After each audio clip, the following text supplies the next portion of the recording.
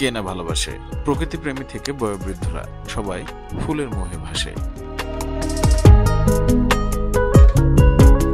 সারা বছর জুড়েই বিভিন্ন ফুলের কদর থাকে, আর ফুলের রাজধানী খ্যাত যশোরের গদখালিতে সবসময় ভিড় থাকে ক্রেতা দর্শনার্থীদের।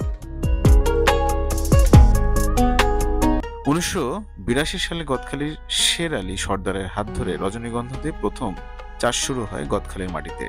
প্রতিদিন খুব ভোরে এখানে জমে ওঠে বাংলাদেশের বৃহত্তম ফুলের বাজার। বছর শেষ করে জানুয়ারির প্রথম দিকে নতুন ফুলে ভরে ওঠে এখানকার সব ফুলের বাগান।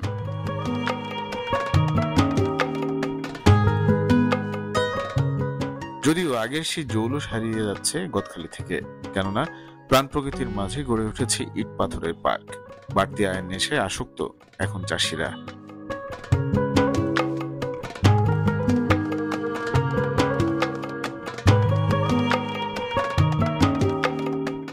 গদখালি বাজার ঘেঁষে বর্তমান সময়ে তৈরি হয়েছে বেশ কয়েকটি দর্শনার্থী পার্ক, যেখানে আধুনিকায়নের ভিড়ে হারিয়ে যাচ্ছে আসল প্রকৃতিগত সৌন্দর্য।